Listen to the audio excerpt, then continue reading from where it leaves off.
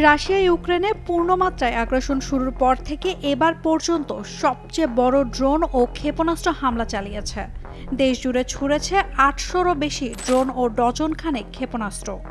প্রথমবারের মতো রাজধানী কিয়েভের মন্ত্রিপরিষদ ভবনে আঘাত হানে রুশ বাহিনী।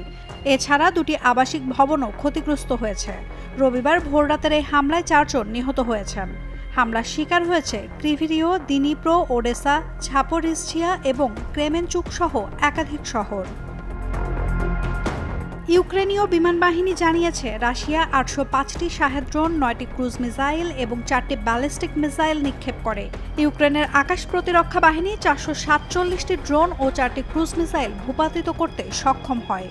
বসুন্ধরা টিস্যু, অশুদ্ধতার বিরুদ্ধে এক বিন্দুও ছাড় নয়।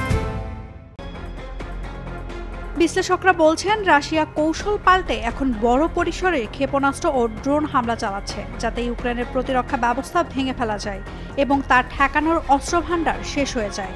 জুনের পর থেকে অন্তত ৭ বার এ ধরনের ব্যাপক হামলা হয়েছে।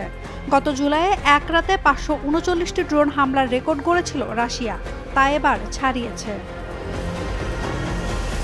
ইউক্রেনের প্রেসিডেন্ট ভলোদিমির জেলেনস্কি পশ্চিমা মিত্রদের কাছে আরও আকাশ প্রতিরক্ষা ব্যবস্থা চেয়েছেন। তিনি যুক্তরাষ্ট্রকে আহ্বান জানিয়েছেন রাশিয়ার ওপর আরও চাপ সৃষ্টি করতে। এদিকে ইউক্রেনীয় পররাষ্ট্রমন্ত্রী আদ্রি সিভিহা বলেছেন, রুশ যুদ্ধযন্ত্র, তেল ও গ্যাসের আয়া চলছে। মিত্রদের প্রতি আহ্বান, রাশিয়ার অর্থের যোগান বন্ধ করুন। হোয়াইট হাউস জানিয়েছে যুক্তরাষ্ট্র ইউরোপীয় ইউনিয়নের সঙ্গে সমন্বয় করে নতুন অতিরিক্ত নিষেধাজ্ঞা ও সেকেন্ডারি ট্যারিফ আরোপ করতে চায়, যাতে রুশ অর্থনীতি ধসে পড়ে এবং প্রেসিডেন্ট পুতিন আলোচনায় বসতে বাধ্য হন।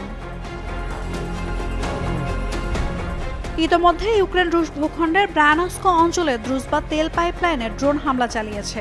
ইউক্রেনীয় ড্রোন ইউনিটের কমান্ডার রবার্ট ব্রোভতি একটি ভিডিও প্রকাশ করে দাবি করেছেন হামলায় ব্যাপক ধ্বংসযজ্ঞ ঘটেছে। Naomi Nasrin, Daily Sun.